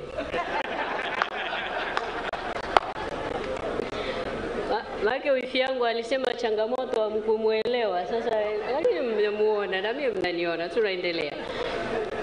Mheshimiwa Wamkele Mene, Katibu Mtendaji wa Secretariat ya Eneo Huru la Biashara Afrika, Mheshimiwa Balozi Lebarata Mulamula, Waziri wa Mambo ya Nje na Ushirikiano wa Afrika Mashariki, lakini umesisitiza ni wifi yangu na mimi nasisitiza hivyo. Mheshimiwa Omar Said Shaban, pacha wangu kutoka Zanzibar anayeshughulika na Wizara ya Biashara na Maendeleo ya Viwanda katika Serikali ya Mapinduzi Zanzibar. Mheshimiwa Mudrik Ramadhani Soraga, pacha wangu pia kutoka Serikali ya Mapinduzi Zanzibar, waziri anayeshughulika na kazi, uchumi na uwekezaji. Mheshimiwa Exaudi Silaoneka Kigahe, naibu waziri wa uwekezaji, viwanda na biashara. Waheshimiwa naibu mawaziri wote ambao mmekuja kuungana nasi siku hii ya leo, tunawashukuru sana na karibuni sana. Waheshimiwa wabunge wenzangu, tukiongozwa na Mheshimiwa David Mwakiposa Kihenzile, mwenyekiti wa kamati ya kudumu ya Bunge ya Viwanda, Biashara na Mazingira, tumepokea maelekezo yako na kama serikali tunakwenda kuyatekeleza. Bwana Hassan Abbas Rugwa, Katibu Tawala, wa mkoa wa Dar es Salaam anayemwakilisha Mheshimiwa mkuu wa mkoa wa Dar es Salaam, lakini nikitambua sana dada yangu, ndugu yangu Mheshimiwa Rosemary Senyamule, mkuu wa mkoa wa Geita, pamoja na Mheshimiwa DC wetu. Natambua kazi nzuri mnayoifanya ya maonyesho ya biashara kule Geita, na nashukuru sana kwa uwepo wenu kwenye hafla hii ya leo. Asanteni sana. Mheshimiwa Mhandisi Zena Ahmed Said, katibu wa Baraza la Mapinduzi na katibu mkuu kiongozi wa Serikali ya Mapinduzi ya Zanzibar, katibu mkuu Profesa Godius Kahyarara, katibu mkuu Wizara ya Uwekezaji, Viwanda na Biashara, nikitambua uwepo wa makatibu wakuu wote ambao wapo, na muona ndugu yangu Zainab Chaula daktari, lakini manaibu makatibu wakuu, natambua uwepo wenu, karibuni sana sana. Waheshimiwa mabalozi na wakuu wa mashirika ya kimataifa mlioko nasi mchana wa leo, Profesa Ulingeta Mbamba, mwenyekiti wa bodi ya wakurugenzi ya TanTrade, Bi Latifa Mohamed Khamis, mkurugenzi mkuu wa TanTrade, Bi Esther Mangenya, mkurugenzi mtendaji wa benki ya Azania na mdhamini wetu mkuu wa maonyesho yetu ya 46 ya biashara ya kimataifa ya Dar es Salaam. Natambua pia na nimemuona kwa mbali wajumbe wa bodi, natambua uwepo wenu wa bodi yetu ya TanTrade, lakini natambua uwepo wa CRDB Bank na muona makamu mwenyekiti wa bodi ya CRDB Bank Profesa Neema, tunakushukuru sana. Karibu, tunaendelea kushirikiana kwa pamoja. Viongozi wa vyama vya siasa pamoja na viongozi wa dini mliopo nasi hapa, viongozi wa mashirika ya umma, wakurugenzi wote pamoja na wakurugenzi wa sekta binafsi mlioko nasi, management na wafanyakazi wa wizara yetu ya uwekezaji, viwanda na biashara, pamoja na taasisi yetu ya TanTrade, ndugu washiriki, wageni waalikwa, marafiki zangu wanahabari, mabibi na mabwana, Jamhuri ya Muungano wa Tanzania. Jamhuri ya Muungano wa Tanzania. Kule kwa watoto sijasikia. Jamhuri ya Muungano wa Tanzania. Watoto wamesinzia, naomba muamshe. Jamhuri ya Muungano wa Tanzania. Wako macho, sasa tunakwenda pamoja. Mheshimiwa mgeni rasmi, kaka yetu wa Mkele Mene, awali ya yote napenda kuchukua fursa hii kumshukuru sana Mwenyezi Mungu mwingi wa rehema kwa kuweza kutufikisha siku hii kubwa kwetu, ambayo tunafungua rasmi maonyesho yetu ya 46 ya biashara ya kimataifa hapa Dar es Salaam. Kwa upekee kabisa, binafsi na kwa niaba ya management ya wizara ninayoiongoza, napenda kutoa shukrani zangu za dhati kwako wewe Mheshimiwa wa Mkele Mene, katibu mtendaji wa Secretariat ya eneo huru la biashara la Afrika, kwa kukubali kwako ombi letu la kuwa mgeni rasmi katika hafla hii ya ufunguzi wa maonyesho haya. Tunatambua kabisa kuwa una ratiba ngumu ya kutekeleza majukumu mbalimbali, na kwa heshima na umuhimu uliotupatia umekubali kujumuika pamoja nasi. Hii ni heshima kubwa sana kwetu sisi wa Tanzania, lakini pia kwa Mheshimiwa Rais wetu, mama yetu Samia Suluhu Hassan. Na ikumbuka ile siku wakati tunawasilisha ombi hili, tulikuwa Accra, Ghana, pale kwenye ofisi zako. Nilikuwa na wasiwasi mkubwa kwa sababu ulikuwa na siku mbili tu ulikuwa umetoka Tanzania, na tukakuwasilishia ombi hili na ukakubali. Wa Tanzania tuna deni kubwa kwako, tunasema asante sana sana. Kadhalika ni kushukuru sana kwa kutembelea baadhi ya mabanda ya waoneshaji na ushauri uliotupatia. Tulikuwa tukimaliza banda moja, tunaongea tunapokuja, ukieleza uchu wako wa kutaka kuona Waafrika tukifanya biashara ndani ya Afrika, tukizalisha bidhaa zetu wenyewe, tukiongeza thamani ya malighafi ambazo tumekuwa tukiziuza nje ya nchi zetu na tukifanya biashara sisi wenyewe. Na ukanihakikishia uwezo huo tunao, na umeona wanawake, umewaona vijana, umewaona Watanzania tukishughulika kuongeza thamani ya malighafi zetu tulizonazo ndani ya nchi. Tunakushukuru sana, tumepokea ushauri wako wote. Sisi kama wizara tunakwenda kuusimamia, tunakwenda kutekeleza, na lengo likiwa tuwe wa kwanza kunufaika na faida ya eneo hili huru la biashara la Afrika ambayo unaiongoza wewe secretariat yake. Tunakushukuru sana sana. Mheshimiwa mgeni rasmi, napenda pia kuishukuru sana bodi yetu ya wakurugenzi, management na watumishi wa mamlaka ya maendeleo ya biashara Tanzania TanTrade kwa jitihada kubwa walizofanya kuhakikisha kwamba maonesho haya yanaandaliwa, kusimamiwa vizuri na kufanikiwa. Asanteni sana na pongezi nyingi kwenu. Niwashukuru sana viongozi mbalimbali wa kitaifa na kimataifa. Ninatambua tulikuwa na siku ya Irani pale tarehe 1, tulikuwa na balozi wetu wa Irani ambaye alishiriki nasi kwenye siku ile ya Irani. Kama ilivyoelezwa, maonyesho mwaka huu ni tofauti. Tunataka wote waje wajifunze hapa kwetu Tanzania. Kwa hiyo tunawashukuru wote ambao mmefika, na tunashukuru kwa ushauri ambao mmekuwa mkitupatia, tunaahidi kutekeleza. Kadhalika nivishukuru sana vyombo vya ulinzi na usalama kwa kuhakikisha eneo hili linakuwa salama kwa waoneshaji na watembeleaji katika kipindi chote cha maonyesho. Napenda pia kutoa shukrani zangu kwa wanahabari wetu. Nimekuwa nikifuatilia vyombo vyetu vya habari, taarifa nyingi za habari kila zinapofika mmeweka slot ya kueleza yanayojiri ndani ya maonyesho yetu ya biashara ya kimataifa. Asanteni sana, endeleeni kueleza Afrika, endeleeni kuieleza dunia kwamba Rais Samia Suluhu Hassan yuko tayari kuihudumia Afrika kutoka Tanzania kwa bidhaa zilizokamilika kabisa. Ndugu mgeni rasmi, nashukuru pia wadhamini wetu wametamkwa hapa na mwenyekiti, na washukuru mno kwa kuwa nasi na kuwezesha yote haya kufanyika.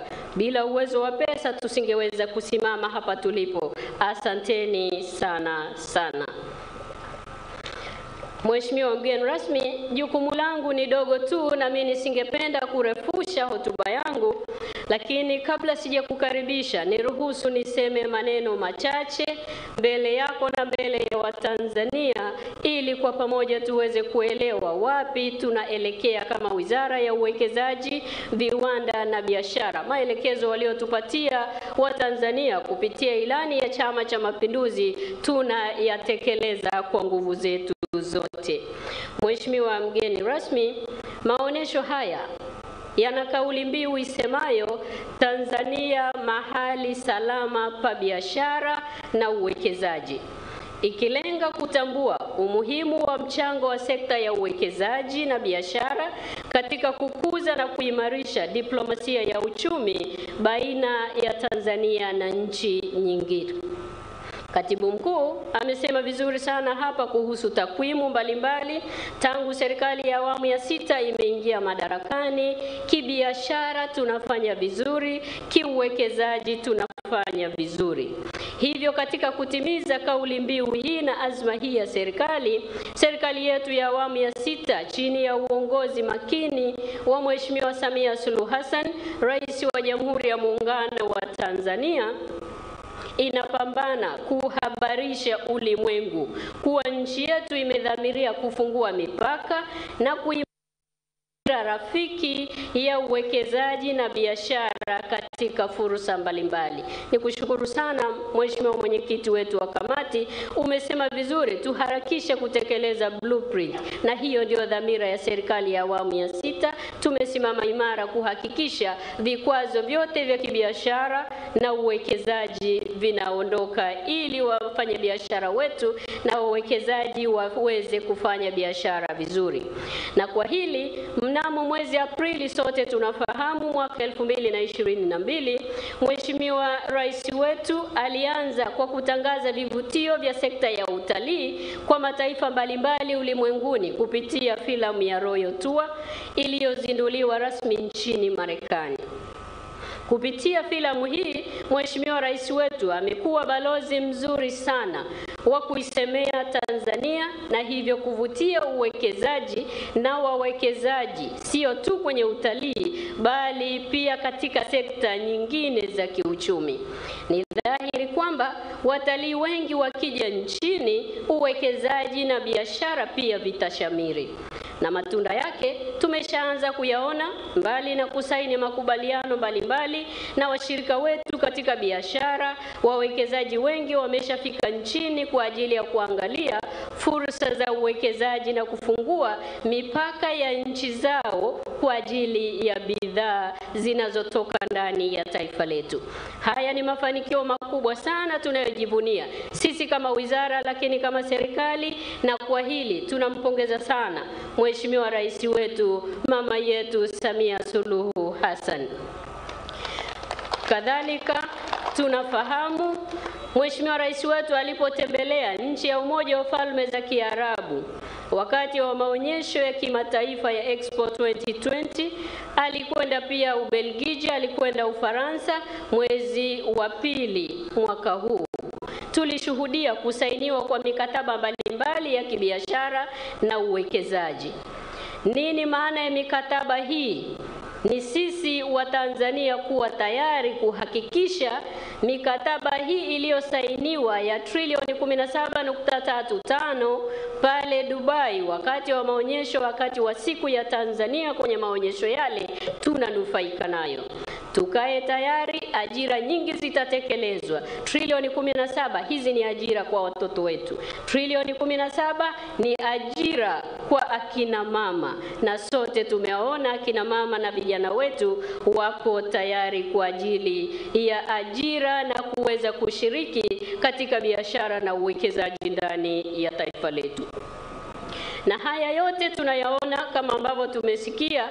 Maonyesho ya mwaka huu hapa tulipo tunayoyazindua leo yamevutia idadi kubwa ya washiriki wanaoonyesha aina mbalimbali za bidhaa wanazozalisha, huduma wanazotoa, lakini teknolojia walizonazo tayari na sisi tuweze kuzichukua ili tuweze kutengeneza bidhaa zetu ndani ya taifa letu. Tunazo jumla ya kampuni 3200 za ndani ambazo ziko ndani ya uwanja huu zikionyesha utayari wa sisi wa Tanzania kufanya biashara na Afrika, sisi wa Tanzania kufanya biashara na dunia.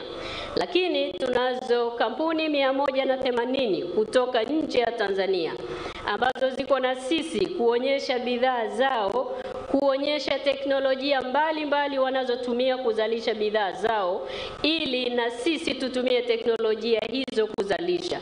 Tunayo maeneo mbalimbali ya industrial park, kongani za viwanda, tumewakaribisha waje wawekeze teknolojia hizo na wazalishe kwa ajili yetu sisi wa Tanzania, lakini wazalishe kwa ajili ya Afrika kupitia eneo huru la biashara la Afrika. Tuko tayari wa Tanzania, twendeni tukafanye kazi.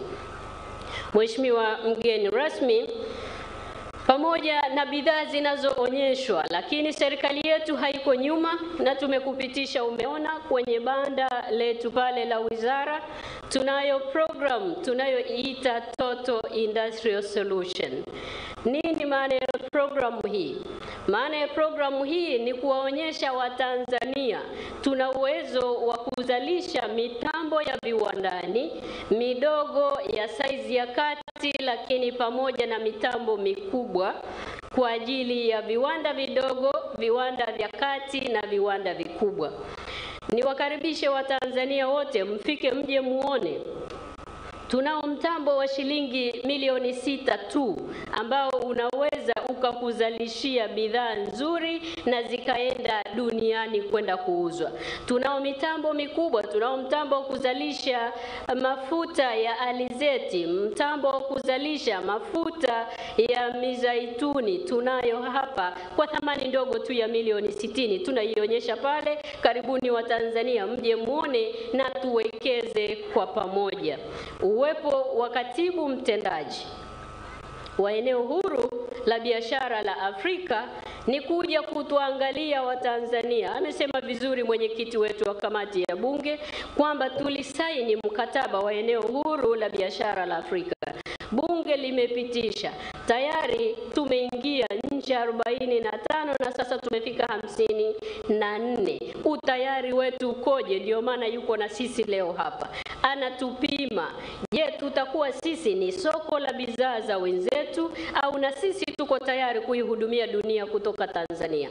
Na serikali ya Mheshimiwa Samia Suluhu Hassan kupitia Wizara ya Uwekezaji, Viwanda na Biashara tunasema tuko tayari, tunatengeneza mitambo hii. Tutashirikiana na sekta binafsi, lakini pia hata serikali tumeanzisha kuona kwamba tuna uwezo wa kuzalisha mitambo, tuna uwezo wa kuzalisha bidhaa zitakazohudumia soko zima la Afrika.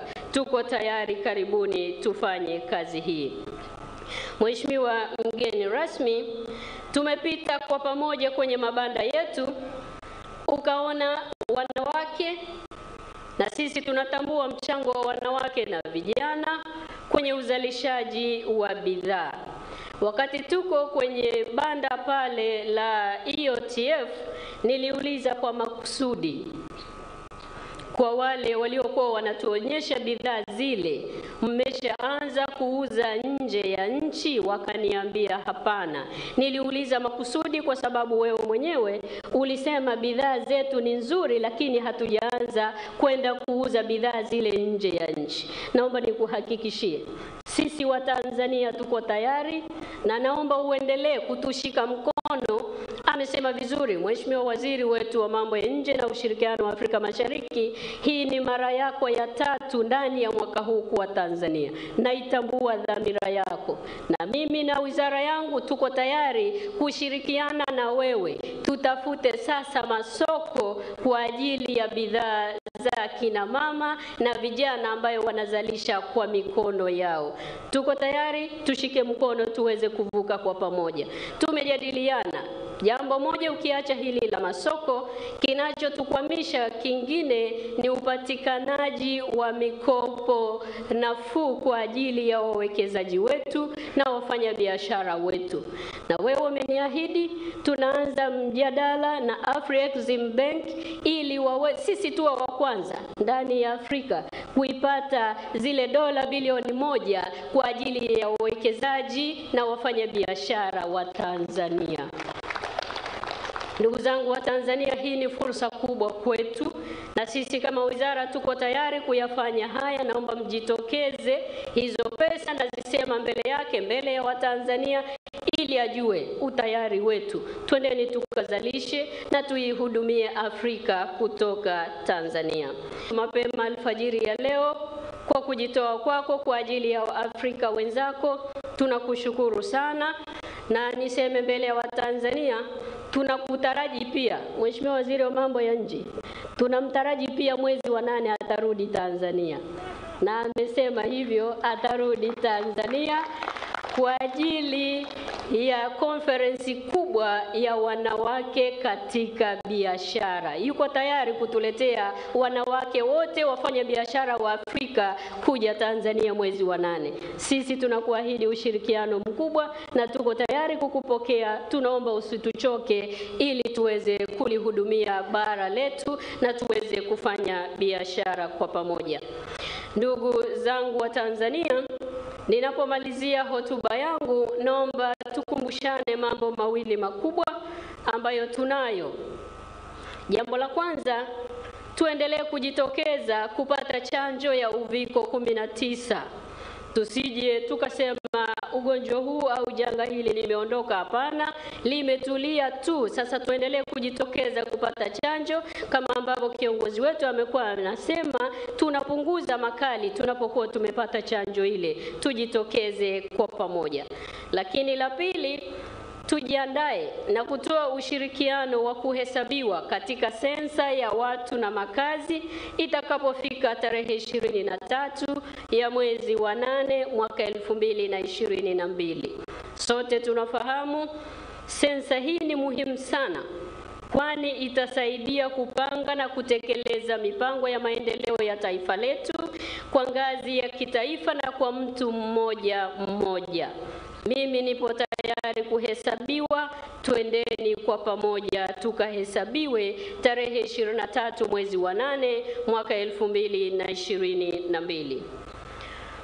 Ndugu zangu, na sasa naomba nibadilishe kidogo, maana msije mkasema huyu waziri sasa hata Kiingereza hajui. Anawezaje kufanya biashara kule nje? Sasa naomba nimkaribishe mgeni wetu kwa maneno haya. Ladies and gentlemen, with these remarks, allow me now to welcome His Excellency Wamkele Mene, the Secretary General of the Africa Continental Free Trade Area, to address this specific gathering, but also the Tanzanian community who are watching us through various media. Please, my brother, Your Excellency, Secretary General Wamkele Mene, you are most welcome to talk with Tanzanians. Karibu sana sana. And finally, you officially open our 46th trade fair. Karibu sana. Na waziri wa uwekezaji, viwanda na biashara Dr. Ashatu Kijaji akiwa amemaliza kutoa hotuba yake na kumkaribisha mgeni rasmi ambaye ni katibu mkuu Secretariat ya Ukanda Huru wa Biashara Afrika, na yuko tayari kuweza kusema nasi. Wamkele Mene. Minister, Honorable Minister of Foreign Affairs and East African Cooperation, Minister Mulamula, Honorable Minister Kijaji, Minister for Investment, Trade and Industry, Honorable Minister Shaban, Minister for Trade and Industrial Development, the Revolutionary Government of Zanzibar, Honorable Ministers from both Zanzibar and here in the mainland, Deputy Minister for Investment, Industry and Trade, Honorable Minister Kigahe, Honorable Deputy Ministers that are here, the representative of the Dar es Salaam Regional Commissioner, thank you, sir, for your remarks earlier. The permanent secretaries that are here, the deputy permanent secretaries, the chairman of the board of TAN Trade, the Director General of TAN Trade, of course, the principal secretary of the Revolutionary Government of Zanzibar, the school children that are there, that were singing, the police brass band, the choir from earlier, distinguished ladies and gentlemen, sometimes people say it is an honor to be here. And they say that as a starting point. For me, it is a moving experience.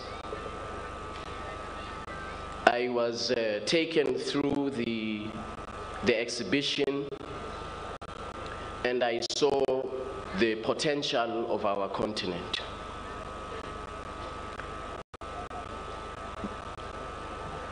People ask me, well, just in less than a year, this is your third visit to the United Republic of Tanzania. Why is that the case? And the answer is simple. It is good leadership, vision, discipline, and determination. And so, through the leadership of Her Excellency President Mama Samia Suluhu Hassan, that is what we see in Tanzania.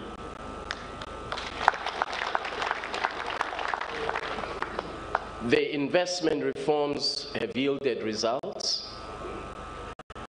Look at the infrastructure development that is happening. It took me less than 3 hours to drive from Arusha to Nairobi when I was here 3 weeks ago. So wherever there is good leadership, visionary leadership, disciplined leadership, I want to learn from that. And I want to be part of that. I told Her Excellency the President that when we had our meeting in Accra, that Tanzanians must understand, she's not just your president. You now have to be willing to share her leadership with the rest of the continent. Not just because she is only one of 2 women, either heads of states or head of government today, which is important, but also because we need good leaders in Africa. And so the rest of us, whether you are a man or a woman, we look up to Her Excellency's leadership in our continent. The African Continental Free Trade Area, as the Honorable Minister said, has now been ratified by 43 countries, which means that all of these countries have accepted the legal obligation to reduce and eliminate barriers to investment and barriers to trade on our continent. Why should anybody pay attention to the African Continental Free Trade Area? And what is it about? I will mention just 2 examples to underscore the point. 55 of us in Africa, our contribution to global trade is 2.1%. Combined contribution to global trade. Our contribution to global GDP, 55 of us, is 3.1%. You contrast that with Singapore's contribution to global trade, which is close to 6%. So a city, an island, contributes more to global trade, global output, global GDP, more than all of us in Africa combined. This is why it's not possible for me to be tired, because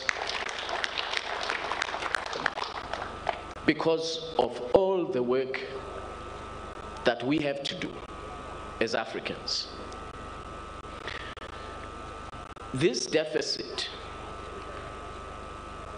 is largely because of Africa's underdevelopment in terms of industrial capacity and output. Over the last 65 to 70 years, we have been exporting and overly reliant on the export of primary commodities, largely to countries of the north. Even when you look at our infrastructure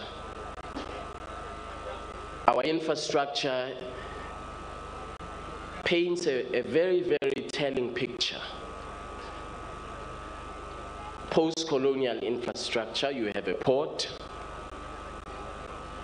that is directly linked to a mine, extraction of the raw commodities directly from the mine, using the infrastructure to the port and to countries of the north, with zero value addition on the African continent.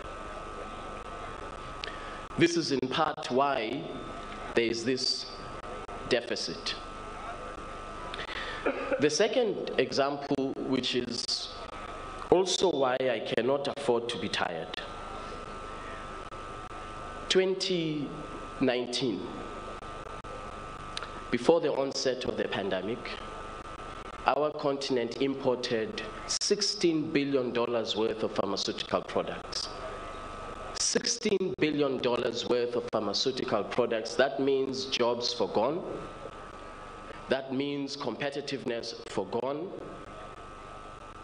Innovation forgone. Because we are exporting the primary commodity, which is agricultural products, that are used to make pharmaceuticals. And we import the finished product.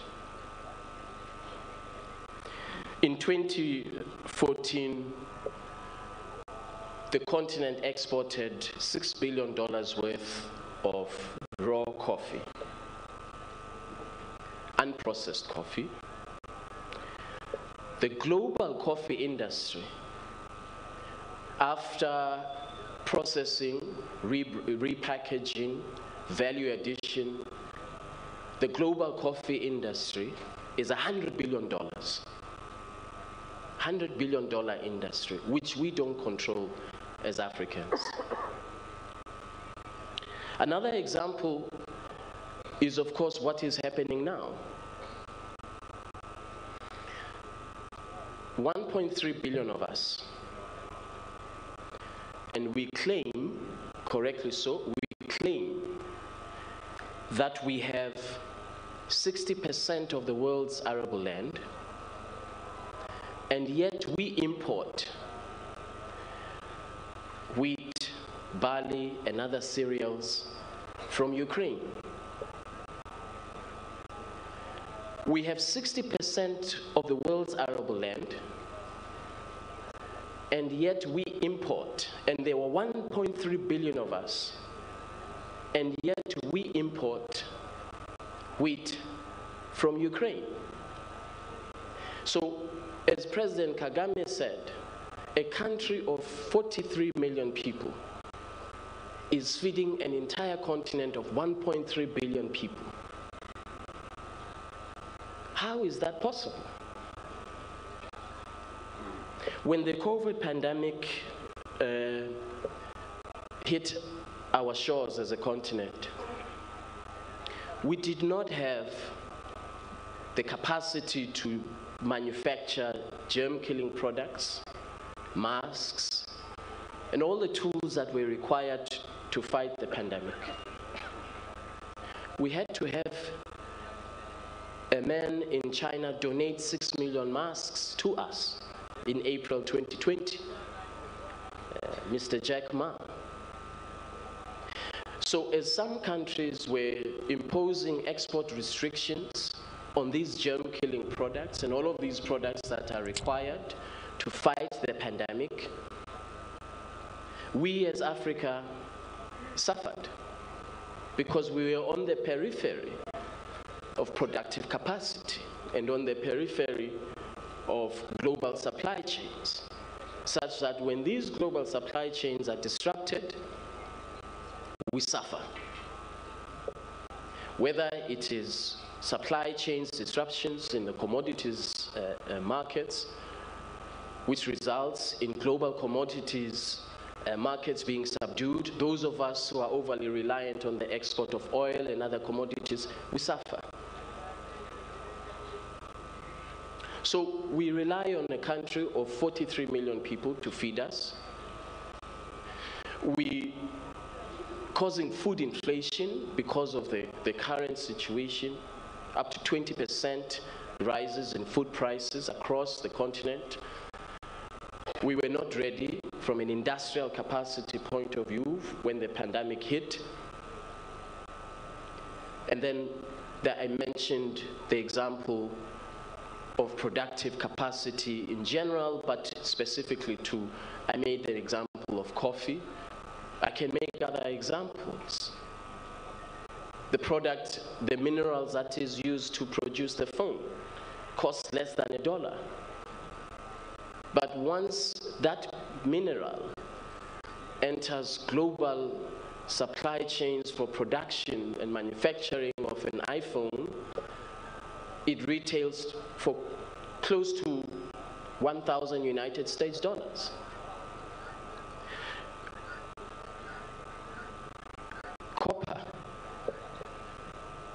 Copper is processed in the Ukraine to make wiring harnesses for the vehicles that we drive.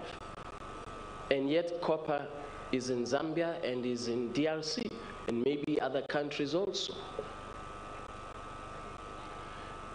So 65 years, 70 years down the line, we are still faced with this challenge of industrial underdevelopment in our continent. But I believe that the twin effect of these crises, the geopolitical context between Ukraine and Russia,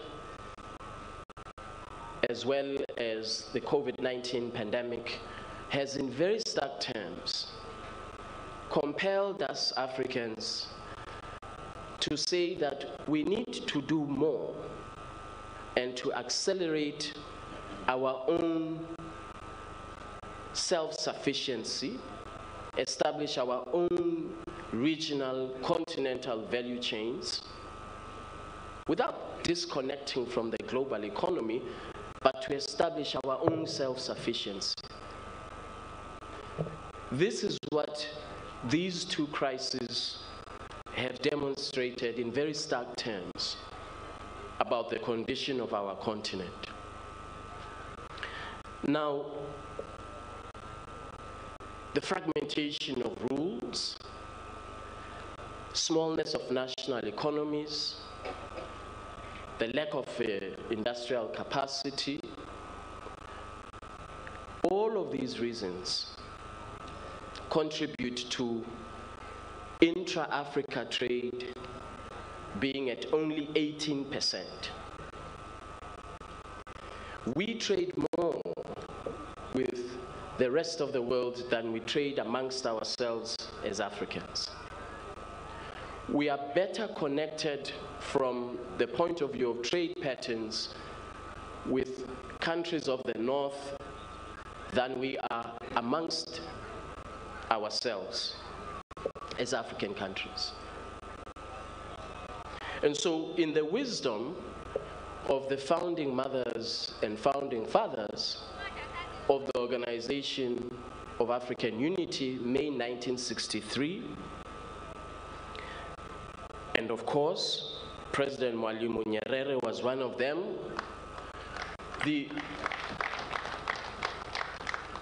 In their wisdom, the primary challenge was, let's defeat colonialism, let's unite our continent, and push back the colonialists. And with the defeat of apartheid in South Africa in 1994, arguably they achieved that objective. But the objective, which is also in the founding treaty of the Organization of African Unity, the objective of an integrated economy in Africa, an economically integrated continent, has evaded us. Now, they, in my view, they played their part. They played their part. They did what they had to do, which was to defeat colonialism. Economic integration is now on us. That is the second. As a leader, as a head of state I recently met with, this is Africa's second, our second liberation is economic integration of our continent. This is our second liberation as a continent. If we do not achieve this objective of economic integration, we shall forever remain on the periphery of the global economy, because not a single African country can be globally competitive on its own without the others. Not Nigeria, not Morocco, not South Africa, not the United Republic of Tanzania, not Kenya, not a single African country will be able to achieve global competitiveness on its own. It's not going to happen. That is why, in the wisdom of the founding mothers of the Organization of African Unity, they said that Africa must be a single market, a single economic market, for us to be able to feed ourselves and to become globally competitive.